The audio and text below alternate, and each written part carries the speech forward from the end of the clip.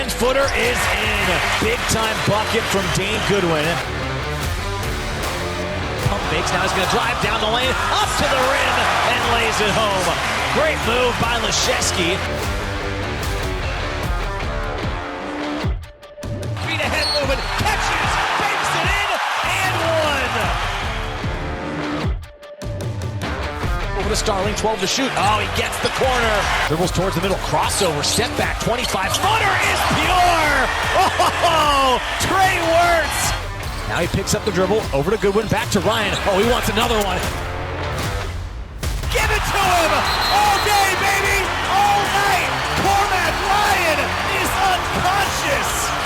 He's got flames coming out of his hands!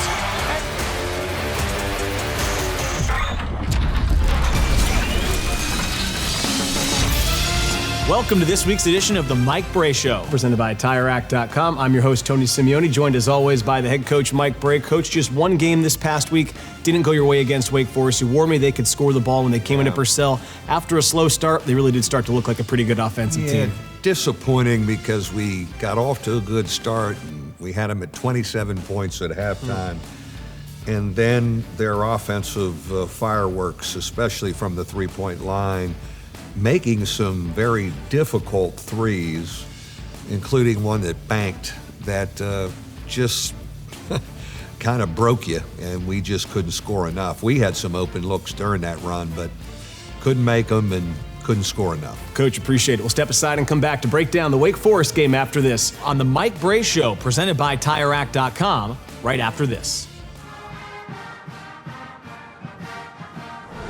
Welcome back to the Mike Brey Show, presented by TireRack.com. It's now time to break down the Wake Forest game. Coach, I know this one didn't go your way, but I'm watching the game early on. You got off to a great start, 16-4, probably as good as you could have asked for. The way you guys defended Wake Forest, they looked really out of sorts offensively. First 5 to 10 minutes, what'd you like about the way your team came out? Well, I thought defensively we did a good job switching everything.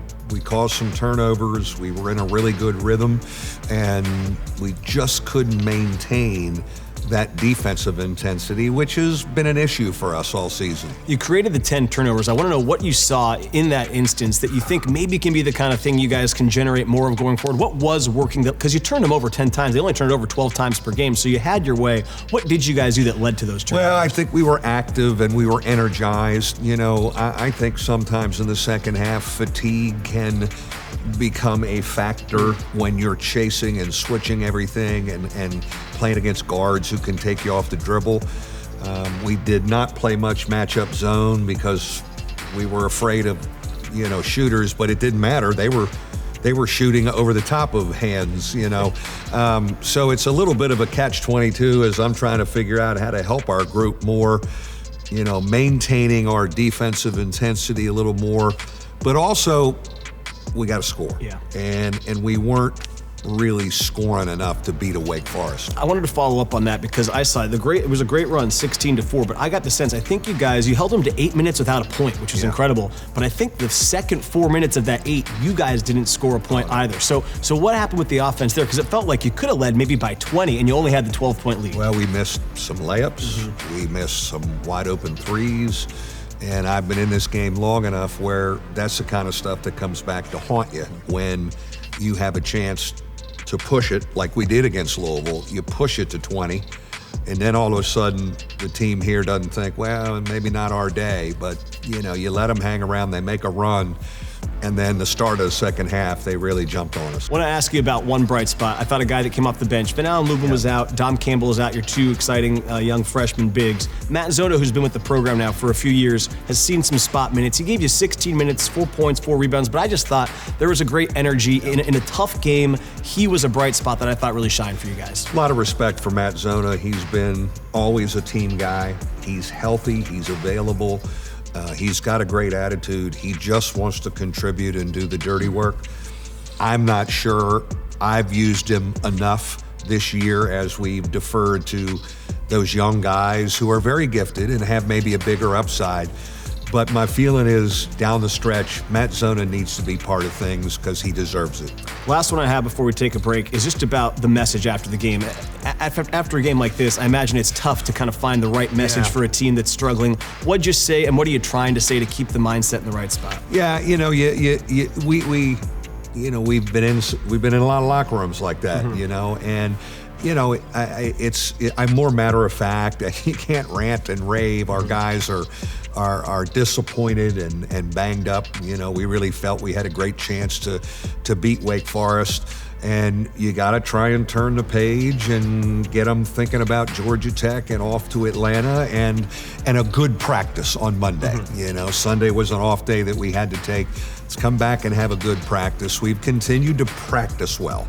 And, if you do that, you always have a shot. Coach, appreciate it. We'll step aside and come back with more on the Mike Brey Show right after this.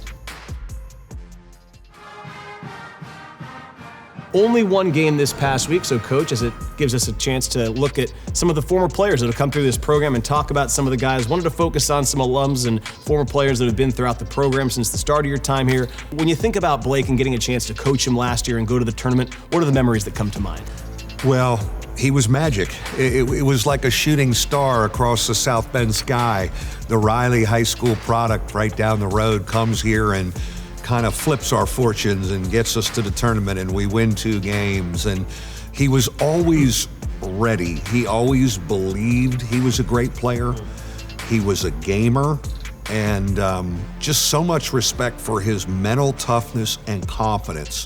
And he is, now that he's healthy and gotten over the MCL sprain, he's going to have a really bright future in the NBA. I wish I had him more than 1 year, but I knew the right decision was for him to go strike when the iron was hot. Another local guy that I think, as you mentioned, if Blake had stuck around, he might even have more of the kind of local fame that Demetrius has because he was here for a few more years. But Demetrius Jackson, a local guy who played for you now almost a decade ago. When you think about his run here, what comes to mind? Because there is something that feels like just a little bit more special when these guys stick around and play for Notre Dame. Well, he was a key guy. We had to get him. We had to keep him home. He fit in on that ACC championship team. It was Jaron and Pat kind of as the leaders, but boy, did he give us great stuff. Then they left, and he became the main cog of another Elite 8 team. And I was really, really proud of him, of how he led us. But there, he stayed for 3 years, and so there was always a local buzz. Yeah. He can really teach and coach the game. Very bright future with that, and I love him. He's like a son to me. Let me ask you about the other guy that he was sitting with courtside at the Wake Forest game. That's Eric Atkins, who was on your staff. He's a guard that when I go back and watch old games, we talked about the 5 overtime game a couple years ago, maybe not some of the hoopla when you think about a Jaron or a Demetrius, but man, Eric Atkins was a great guard at this program. What do you mean to the program, both as a player and then a guy that served on your staff? EA was one of those steady guys and ran your stuff. He was a good extension of me. He had a great voice. He was solid as a rock and really had an amazing career. His mom had one of the great lines. He was yet another one of those guards that I wouldn't take out of the game. She said, "I'm the only parent in America that complains my son plays too much." It's one of the great lines, lives in infamy, but very proud of him as a coach. He tried the college stuff. He's with the G League, Milwaukee Bucks. Very bright future. Another guy who's a teacher of the game. Let's talk about another guy you mentioned throughout this conversation. That's Pat Connaughton, who of course is on the 2015 team, went to the Elite 8, still in the NBA, having a great career with the Bucks. I just want to know, go back a couple years when you saw him in the finals. I mean, he wins a championship. Yeah. He plays a really big role for the Bucks in that title. To see that as a coach, a player you had here, to the way he worked his way through the NBA to get to the pinnacle of the sport, what's that mean as a coach? Well, it was neat for me because I got to the game. They won it. I drove to Milwaukee, and it was electric. I've been in a lot of great atmospheres, but the noise and the energy in the building that night was fabulous. And we're so proud of Pat, but we're not surprised because Pat is the it factor guy. He's got it, always had it, and was a great leader for us. And I am not surprised that he has an NBA championship ring quickly. And he comes back a lot. He has business interests here in South Bend. He also, when he comes back in the fall on football weekends, have been great with our current players. Let's talk about one last pro, but this time off of the floor, and that's Jordan Cornette, professional in the broadcasting ranks. Of course, played for you earlier in your career here. But what I wanted to ask about was specifically, I thought he put out a great essay on the ACC Network when you announced that you'd be stepping away at the end of the year. He told a great story about kind of your pitch to him when you were taking the job here, but just to see how he's kind of gone. We've talked about 5 guys here who have all had different routes and they're at different stages in their career. This is one that's a little bit different in broadcasting, but he's still close to the game, still close to the program. What does Jordan Cornette mean? Jordan Cornette, the all-time leading shot blocker, and he will remind you of that. I'm really proud of him. You know, he finished his playing career for us and was really he was a really good college player and always did whatever we needed him to do. Screened, he was a great defender, you know, hit open shots, team guy, really coachable, really good leader as a senior. But then you could tell he didn't want to chase European basketball or playing professionally, and really got into this. And he's naturally did the radio for us with Jack Nolan, your predecessor, and we kind of trained him and groomed him. He's been a great spokesman for Notre Dame basketball because he's out there. And the one thing I did tell him, we talked last week, was Jordan, and he knows it, like, you know, let's really work to support the new guy. Yeah. When the new guy gets here, you get with him and tell him, and let's get him going. We'll be back with more on the Mike Brey Show right after this. Welcome back to the Mike Brey Show, presented by TireRack.com. It's now time for this week's edition of Irish Intel. And Coach, we're coming up on the 10-year anniversary. Hard to believe. That's amazing. 10-year anniversary of one of the best games in the history of college basketball. 5 overtimes against Louisville. Hard to tell at this point. It's going to go to 5 OT. You're down 6 with 30 seconds left. How are you guys going to tie this game up? We're dead in the water. We're dead in the water, and Jaron starts, you know, his run. He didn't do much in this game, and then he fouls out in the overtimes, but he got us started with just scoring and believing, and then all of a sudden, you know, it changed. I mean, this is just a really hard shot with nothing to lose, and now all of a sudden, it's a one-possession game. We got a missed free throw. Now it starts to get interesting again. Right? You're down 3. Okay, Jaron just going. And fortunately, you know, the guy's in the arc. We get the block, and now we're in overtime. And here's the 4th overtime, right? Now we've already skipped to the 4th one, you know. And Cam Bishad, God rest his soul, with a drive, and then ZA getting up there. ZA wanted credit for that tip, and he took it from Sherman. I think he stole wanted credit. You know, he wanted credit. Garrick Sherman off the bench, 17 points. You know, Connaughton with a great drive. EA with a little bit of a runner here, old Eric Atkins, and all of a sudden, man, we're in this thing, and, you know, we're up 2, and we really defend here. We switch out. Pat does a great job switching and challenging, and we're hooping, baby. In the timeouts in between the overtimes, we're laughing. We're laughing. I said, can you believe, let's just stay here all night saying stuff like that. No X's and O's. And I remember Manti Te'o is in this first charge. Mm-hmm. He's in this first run out. We've got some amazing pictures and great memories. That was 10 years ago. One of the many great memories, but I don't know if there's a better one than that in that building.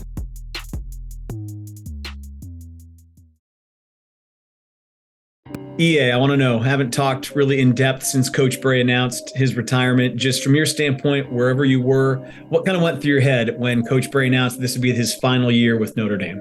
I was shocked, but I was a little bit just sad, thinking about my coach who's been there for 20 plus years, that's going to be stepping down. So it was kind of a whole bunch of emotions. I think it was a time to also reflect and be happy about what he has accomplished. I want to ask you about, if you can think back to it, the first time you met Coach Brey. What was that time when you first interacted with him? What was the conversation like? What was the nature of it? And what were your impressions of him the first time you met him? Yeah, so first time I met him was talked to him. I remember the first time I talked to him. Okay. Came to my high school game. I was a junior. I think I just had 28 points and a win. And he got on the phone with me, and he offered me like that day. You know, I loved his confidence. I loved his demeanor. The fact that he was a Maryland guy like myself. We talked, driving up and down the 95. And that was the first interaction with him. First time I met him when I came up to campus. Not too long after that.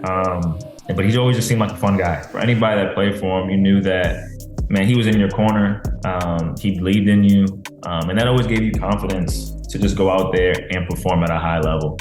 I want to ask you about then working for him, because that's obviously a unique dynamic. You go from playing for somebody and then you have to kind of work your way up on his staff. And I imagine that was an interesting transition when you joined his staff, a few years back. Just what was that transition like? And then what did you learn about him that maybe you didn't know as a player, getting to work with him in a different capacity? Yeah, so I think that was my first time ever getting into the coaching world. So I had honestly no clue what I was getting myself involved in. But he gets after his staff. He does. He gets after his staff. We get after it in our meetings and how we're going to guard this ball screen or this guy or this action, and we really go in depth with all those things. And when they hit the court, it does seem like, oh, this was so simple and easy. So as a player, you just don't see all the dynamics that go into those coaching rooms and those coaching meetings and everything like that. So I was just, I guess, surprised to see how detailed he was.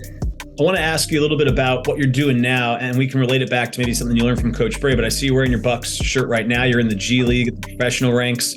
So I guess the first part of the question is just, what are you up to now? And then maybe when you think about what you're doing now, what's something that you learned in your time with Coach Brey that's been helpful as you made the transition to the professional coaching ranks? Yeah, so I joined the Bucks G League team, the Wisconsin Herd, this fall. I got to spend time with Pat in the training camp, learned a ton from their staff, and then we transitioned into having our own team, and it's been fun. It's been really fun. It's been a great experience. I would say the biggest takeaway I get from Coach Brey into coaching our guys is the fact that it is quick. It is really, really quick. Our practices, are really quick. I feel like, honestly, Coach Brey's system and Coach Brey's coaching style was really designed actually really for pros. And I think that's why, especially we were good when we got older and we were really all transitioned to be pros. So I think there was a lot of similarities, and that's why I think that I am transitioning well at this level right now. Yeah, appreciate you taking the time. Always great to see you back on campus, and good luck with the rest of the G League season. Thank you. Appreciate that. Welcome back to the Mike Brey Show, presented by TireRack.com. It's now time to wrap up this week's show. Coach, got a couple games coming up. One more trip on the road here to Atlanta to play a Georgia Tech team that you did beat here at home, but it wasn't easy. You had to go to overtime. You expect probably a similar fight down in Atlanta. What do you guys have to do to get ready for the Ramblin' Wreck? This will be my last game probably with Georgia Tech. Maybe not, maybe in Greensboro, but we've had unbelievable games with them, especially in Atlanta. Yeah. Of course, the one here a couple weeks ago was great. We stole it in overtime. It's a great basketball setting where they play in their arena. It's a basketball place, and they've been really hard to beat there. You expect to see that big, long, athletic zone. We're going to have to play some our zone and be great to get our first league road win. You're going to get a chance to come home after that and play a Virginia Tech team that also you guys have played some tough games against last year. Man, I think that was one of the toughest matchups you guys had. They've had a weird year. They're under 500 in the conference, but they've beaten Duke and Virginia at home, so it's not going to be easy. Just looking ahead to that game, what do you expect from them? Well, I think they're back in rhythm. They had a really tough start. I think they were 1-7 at one point. But they've got veteran guys who've won together. They won the ACC championship last year, and they're starting to get really, really confident. So that how they've defended us has always bothered us, but they've got explosive offensive guys and winners. So an amazing challenge against them. That does it for this week's edition of the Mike Brey Show, presented by TireRack.com.